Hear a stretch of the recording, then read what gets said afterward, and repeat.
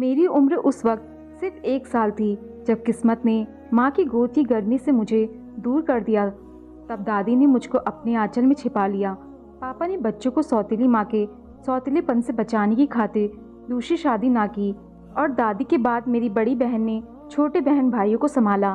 फिर जब दीदी की शादी हो गई तो उनकी जगह प्रीति दीदी ने ले ली। पापा हमेशा यही कहते थे कि बेटियां जितनी जल्दी अपने घरों की हो जाए उतना ही अच्छा है।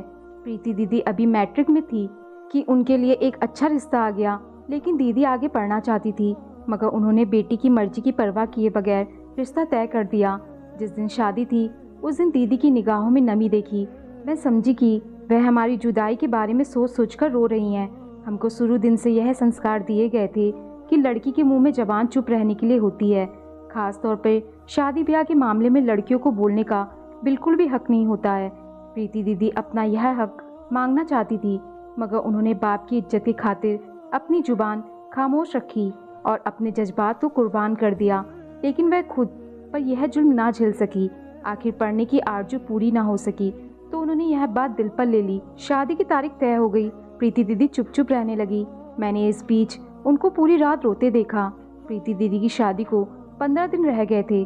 अभी कार्ड छपने को नहीं गए थे कि पापा का एक्सीडेंट हो गया। वह बुरी तरह जख्मी हो गए थे। ऊपर वाले का शुक्र है कि जिंदगी बच गई, लेकिन काफी दिन वह अस्पताल में रहे। इस हादसे की वजह से प्रीति दीदी की शादी रुक गई और शादी की तारीख आगे बढ़ा दी गई। अभी पापा पूरी तरह से ठीक नहीं हुए थे कि दीदी को बुखार हो गया। अब उनकी सेहत बिगड़ने लगी और हम दीदी को ठीक होने का इंतजार करने लगे। इस बीच मेरी बहन के होने वाले पति कई बार हमारे घर आए। वह देखने में बहुत अच्छे इंसान लगते थे। उनको देखकर प्रीति दीदी की किस्मत पर मैं गर्व किया करती थी। वह खूबसूरत होने के साथ साथ अच्छी पोस्ट पर भी थे। उम्मीद थी कि मामूली बुखार है, प्रीति दीदी जल्द ठीक हो जाएंगी, मगर ऐसा ना हो सका। वह दिन ब दिन बीमार होती गई। उनकी बीमारी बढ़ती ही जा रही थी। अब तो पापा को भी फिक्र होने लगी। बहुत इलाज करवाया, बड़े बड़े डॉक्टरों को भी दिखाया, लेकिन कोई भी बीमारी का सुराग न लगा सका। आखिर एक दिन उनको बीमारी से छुटकारा मिल ही गया और वह जिंदगी का उनका आखिरी दिन था। उनकी दुल्हन बनने के अरमान दिल में ही रह गए। हमारे लिए और विक्रांत जीजू के लिए यह बहुत बड़ा सदमा था। उनको बहुत बड़ा झटका लगा, क्योंकि जिन लोगों को वह अपना समझ चुके थे अब उनसे उनका रिश्ता टूट गया था। विक्रांत जीजू को हमसे इस कदर लगाव हो चुका था कि वह हमसे रिश्ता नहीं तोड़ना चाहते थे। इसी वजह से वह दीदी के इस दुनिया से जाने के बाद भी हमारे घर आते थे। उन्हें उदास देखती तो प्रार्थना करती, भगवान करे उनको उनकी खुशियाँ मिल जाए। सच है कि किसी घड़ी दुआ कबूल हो जाती है। एक दिन वह अपने माँ बाप के साथ हमारे घर आए और उन लोगों ने मेरा हाथ मांग लिया। पापा ने सोचने को कुछ समय मांगा, हालांकि वह अच्छे रिश्तों को हाथ से गंवाना नहीं चाहते थे। कुछ दिन बाद वे लोग दोबारा आए। तब पापा ने कहा, मैं पहले बेटी की शादी करके बहू घर लाना चाहता हूँ, क्योंकि जब यह तुम्हारे घर चली जाएगी तो घर खाली हो जाएगा। उन्होंने शर्त मान ली और कहा, हम इंतजार करेंगे। सही है, आप बेटे की शादी पहले कर ले, हम बाद में तारीख लेने आ जाएंगे। भाई हम तीनों बहनों से छोटा था और पढ़ा लिखा था। इधर मैं विक्रांत को बहनोई की नज़र से देखती थी। अब उनसे शादी के ख्याल से परेशान थी और उलझन में पड़ गई थी, और पापा के सामने बोलने की हिम्मत मुझ में भी नहीं थी। वक्त गुजरने लगा। 3 साल गुजर गए। विक्रांत के माँ बाप ने पापा से कहा कि आप बेटी की शादी कर दें, विदाई फिर कभी कर देना। इस तरह हम एक पक्के यकीन के साथ आप लोगों से जुड़े रहेंगे। पापा ने भी उनकी बात को सही जाना और मेरी विक्रांत से शादी कर दी। अब मैं उस आदमी के साथ शादी के बंधन में बन चुकी थी जिसको मैं पहले होने वाले बहनोई की नज़र से देखा करती थी। खुद को दिमागी तौर पर तैयार करती कि विक्रांत ही अब मेरा जीवन साथी होगा। उलझनों में उलझने से क्या हासिल होगा। मेरा भाई बहुत सही साबित हुआ। पढ़ाई पूरी करने पर उसे बाहर देश में स्कॉलरशिप मिल गया था। पापा को ख्याल आया कि विक्रांत के माँ बाप बहुत ही शरीफ लोग हैं। उन्होंने बहुत सब्र किया था। सोचा बेटा पढ़ने जा रहा है, ना जाने कब वापस आए। अपनी बेटी को ज़्यादा दिनों तक घर बिठाए रखना सही नहीं। अब अपनी बेटी को विदा कर देना चाहिए। पापा ने उन लोगों को बुलाकर विदाई की तारीख दे दी और आखिरकार मैं हमेशा के लिए दुल्हन बनकर विक्रांत के घर आ गई। दिल धड़क रहा था, ना जाने कैसे मेरा दिल विक्रांत को एक्सेप्ट करेगा, लेकिन यह रास्ता भी इनकी मोहब्बत भरे सलूक से तय हो गया और हम पति पत्नी के बंधन में बंधने के बाद एक दूसरे से मोहब्बत करने लगे। मेरा दिमाग में मेरी बहन की जो तस्वीर छप गई थी उसे मैंने हकीकत की चादर से ढाँप दिया और अपने पति के साथ खुशहाल जिंदगी गुजारने लगी। हमारे यहाँ सर सहरे और दिल बहलाना सास ससुर को पसंद न आया। वह हर समय विक्रांत को कहते थे, बेटा औरत जात बेएतबार होती है, इस पर ज्यादा खुद को बहलाने की कोई जरूरत नहीं। पाँव की जूती सर पर नहीं, पाँव में ही सही रहती है। उन दिनों विक्रांत का तबादला दूसरे शहर में हो गया। वह मुझे दिलासा देकर गए कि रहने का बंदोबस्त होते ही तुमको यहाँ से ले जाऊंगा। यहाँ मेरा उनके बगैर जी नहीं लगता था, वहाँ उनका मेरे बगैर दिल नहीं लगता था। वह कुछ दिनों बाद रहने का इंतजाम करके लौट आए। सास ससुर के मना करने के बावजूद वह मुझे अपने साथ लेकर चले गए। यहाँ आकर हमारे दिन रात खुशहाली से गुजरने लगे। खुशियों की ऐसी बरसात मेरी जिंदगी में कभी ना आई थी। वह साल जैसे हमने स्वर्ग में गुजारा हो। इस बीच हम सास ससुर के पास भी जाते रहे। मैं हर बार उनको कहती, आप भी हमारे साथ आकर रहे, मगर वह नहीं आते थे। जब ससुराल जाती, सास कहती, शादी को इतने साल हो गए, औलाद नहीं हो रही। भगवान जाने हमने क्यों उस घर से दोबारा रिश्ता लिया है। एक मर गई और दूसरी बांझ निकली। खानदान का नाम लेने वाला ना जाने कोई पैदा होगा या नहीं। वह अब दिन रात मेरे पति को भड़काने लगी कि 2 साल और देख लो, बच्चा ना हुआ तो इसे तलाक करा के दूसरी शादी करवा दूंगी। मेरे पति अपनी माँ की इस धमकी को दिल पर न लेते, कहते कि माँ औलाद भगवान की देन है, आखिर कभी तो भगवान आपकी और हमारी प्रार्थना सुनेगा। मायूस मत होइएगा। मैं डरती थी कहीं विक्रांत अपनी माँ की बातों में आकर मुझे तलाक और दूसरी शादी न कर ले। मैं जब अपने मायके जाती, इलाज भी करवाती, लेकिन यह ऊपर वाले की मर्जी थी कि मेरी गोद हरी न हो सकी। एक दिन विक्रांत ने कहा, अब मैं अपने माँ बाप के घर मिलने भी नहीं जाऊंगा, क्योंकि वह लोग मुझे दूसरी शादी करने पर मजबूर करते हैं और जब मना करता हूँ तो नाराज हो जाते हैं।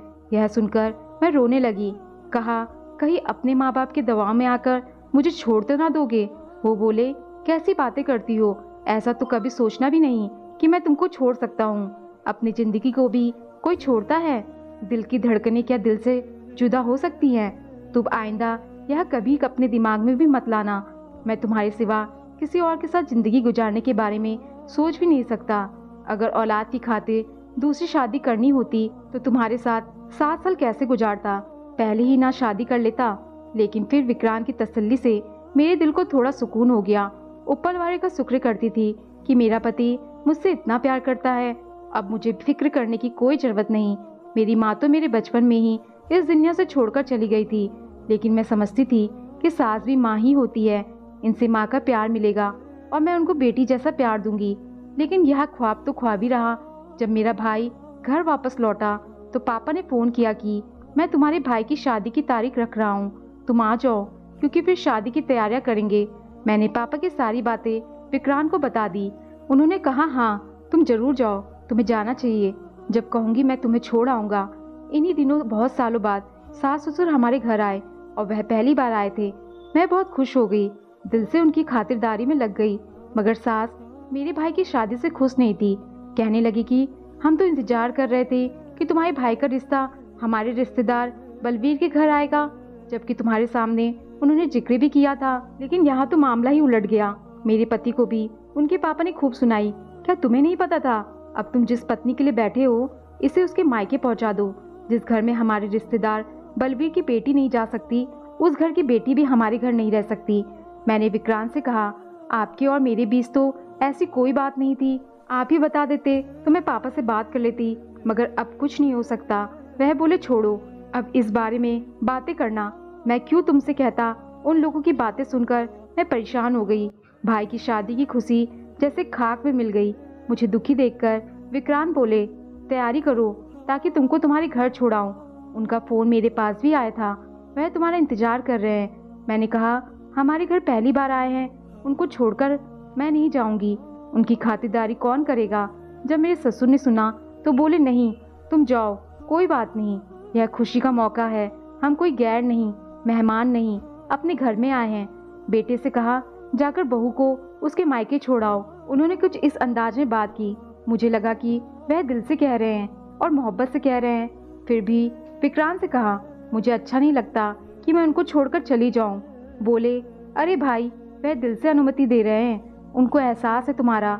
और इस तरह मैं मायके आ गई। जब शादी के कार्ड छप गए और फिर पापा ने कहा, बेटी अब तुम खुद जाकर सास ससुर को बता दो ताकि उनको इज्जत महसूस हो। जब मैं कार्ड देने गई तो अजीब मंजर था। वहाँ बहुत सी औरतें आई हुई थी। वह आपस में बातें कर रही थी कि लड़की अनपढ़ है तो क्या हुआ, अच्छे घर से है, खुश रहेगी। मैं समझी बलबीर की बेटी के रिश्ते की बात हो रही है। मैंने पूछना जरूरी नहीं समझा, मगर विक्रांत का अंदाज बदला हुआ था। मेरी तरफ देखते हुए आंखें जैसे उनका साथ नहीं दे रही थी। मैंने कहा, मुझे बाजार ले चलो, कुछ खरीद कर लाना है। जवाब दिया कि अपने देवर को साथ ले जाओ, मुझे किसी काम से बाहर जाना है। जो खरीदना है खरीद लेना और फिर वही तुम्हें तुम्हारे मायके पहुंचा देगा। मैं बाद में आ जाऊंगा।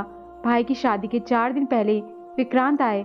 बोले, मेरे दोस्त की शादी है, उसे सोने के सेट की जरूरत है, हफ्ते बाद वापस कर देगा। तुम्हारे पास तो 3-4 सेट है, तुम कोई और पहन लेना। मैंने सेट दे दिया क्योंकि मुझे विक्रांत पर कोई शक न था। जब विक्रांत चले गए, ना जाने क्यों बार बार मैं परेशान हो जाती थी, जैसे मेरी कोई कीमती चीज खो गई है। सोचा वह सेट ले गए हैं, शायद इसी वजह से मेरा दिमाग उलझा हुआ है। विक्रांत पर अंधा विश्वास करती थी, इसलिए मेरे दिमाग में कोई दूसरी बात ना आ रही थी। भाई की शादी में मग्न हो गई। अगले रोज पापा को किसी ने बताया, तुम्हारे छोटे दामाद ने दूसरी शादी कर ली है। वह बोले, तुम क्या बक रहे हो, ऐसा कभी नहीं हो सकता। लेकिन जब उस शख्स ने कसम खाई तो पापा परेशान हो गए। तो उन्होंने सोचा, मेरे घर में पहली बार खुशियों की बारात आई है और एक लौते बेटे की शादी है। विक्रांत के घर जाकर पूछूंगा तो रंग में भंग पड़ जाएगी। बेहतर है शादी हो जाए, फिर विक्रांत से पूछूंगा। मुझसे भी यही बात छुपाई गई। मैं तो खुश हुई फिर रही थी, कहीं मुरझा ना जाऊं। फिर अगले दिन रस्म होने लगी। रस्मों में जेठानी और मेरे जेठ भी आए हुए थे। बोले विक्रांत की तबीयत ठीक नहीं, इसलिए वह नहीं आया। अगले दिन विक्रांत और उनके मम्मी पापा आए। मैंने उनसे पूछा, तुम बारात वाले दिन क्यों नहीं आए? विक्रांत ने कहा, मेरी तबीयत खराब हो रही थी। खैर छोड़ो, मैं हफ्ते बाद आकर तुम्हें ले जाऊंगा। मैंने हफ्ते भर इंतजार किया, वह ना आए। तो मैंने अपने पापा से कहा कि आप मुझे मेरे घर छोड़ाए। पापा ने जवाब दिया, सब्र करो, वह घर आकर तुमको खुद ले जाएगा। जब बहुत जिद की तो भाई ने कहा, नादान लड़की, सुनो, तुम्हारे पति ने दूसरी शादी कर ली है। अपने कानों पर यकीन ना आया। मैंने घर वालों से छुपकर अपने पति को फोन किया। भाई ने मुझे यह बात बताई है, लेकिन मुझे यकीन ना आया। आप बताएं कि इस बात की कोई सर पैर है या नहीं? हाँ, यह बात सही है। मम्मी पापा ने जबरदस्ती मेरी शादी करवा दी है, मगर मैं इसे थोड़े दिनों बाद तलाक दे दूंगा। तुम किसी बात को दिल पर ना लो, जल्दी आकर तुम्हें ले जाऊंगा। पापा ने पूछा, बेटी तुम क्या चाहती हो, सौतन कबूल है या फिर तलाक लेना चाहती हो? मैंने जवाब दिया, ना ही मुझे सौतन कबूल है और ना ही मैं तलाक लेना चाहती हूँ। इन हालात में घर जब वापस जाऊंगी, अगर विक्रांत दूसरी पत्नी को सास ससुर के पास रखे और मुझे अपने पास रखे तो उन्होंने मेरी यह शर्त मान ली। नई पत्नी को अपने माँ बाप के पास छोड़कर मुझे साथ ले गए। कुछ दिन साथ रहे, फिर अपने माँ बाप के घर गए तो वहाँ से 4 दिन बाद लौटे। कुछ दिनों बाद दोबारा उसी शहर में तबादला करवा लिया जहाँ उनका घर था। अब वह मेरे पास कभी कभी ही आते थे। इधर घर में मैं अकेली दिन रात गुजारती। अब विक्रांत अकेले मेरे बिना रह रहे थे। यह एहसास मेरी नींदें हराम कर देता था। मेरे पापा की तबीयत खराब हो गई, मैं अपने मायके चली गई। विक्रांत बोले, कुछ दिन बाद आकर मैं तुम्हें ले जाऊंगा। वह फिर मुझे लेने ना आए। मैं इंतजार ही करती रही, यहाँ तक कि 1 साल बीत गया। वह एक बेटे के बाप बन गए, उनकी फैमिली पूरी हो गई और वह उसी खुशी में मुझे भूल गए। उन्होंने तलाक के कागजात मेरे घर पहुंचा दिए। इस तरह हमारी तलाक हो गई। वह तो अपनी जिंदगी में बहुत खुश थे। जिंदगी तो उन्होंने मेरी तबाह की थी। मैं तो जिंदा मुर्दा बन चुकी थी। ऐसा लगता था कि बस सांसें चल रही हैं, लेकिन मैं उनको नहीं भुला पा रही थी। अपने घर में मैं अकेली रहती हूँ। भाई और भाभी दूसरे शहर में रहते हैं।